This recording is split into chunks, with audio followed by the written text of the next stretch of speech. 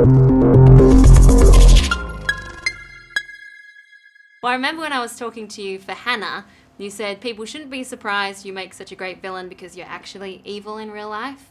Watching this, I think so. Well, I've been in rehab for, a very long time, and I've forgiven myself for all the bad. No, I'm a very, very nice person. I don't think I ever said that. That must have been Kate Winslet you were talking to. It was another Kate. Is there a pleasure in playing someone slightly wicked? Definitely. I mean, we teach our children, we're taught by our parents, as Cinderella's mother tries to teach her, be kind, be good, be loving. And so, but part of going to the cinema is to release that other side of ourselves, that it's okay in certain contexts to sort of fantasize about these things. And I think that's part of what fairy tales teach children. It's not to be frightened of your darker selves, and so often they identify with the villain.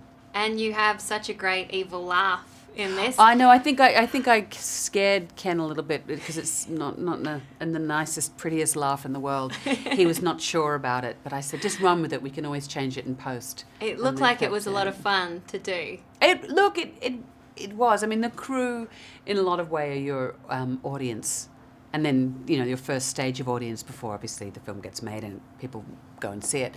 But and so a lot of it was for the crew.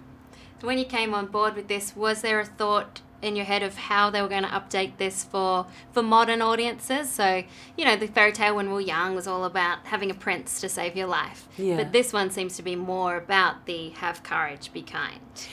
Yes, I mean, if you look back to the Disney classic and even the literary retellings of the story, and there's been many, many, many over the hundreds of years, she's a very passive character.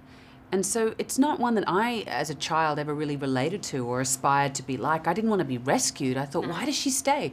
And the thing that makes this interesting is that the characters are three-dimensional, so you get a sense of what motivates Cinderella to stay. And I think that that's what makes it really fresh.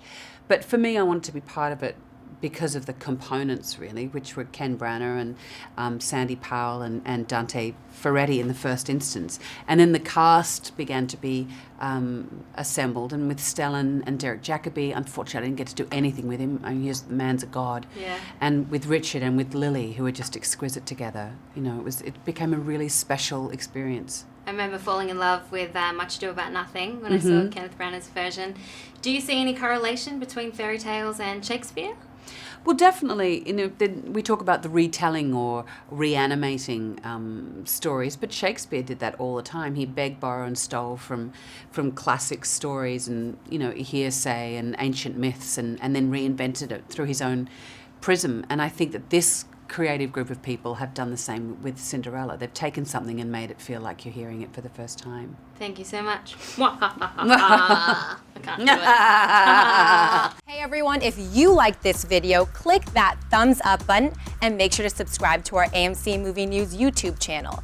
It's free and helps you stay up to date with all the latest movie news, as well as our daily AMC movie talk show.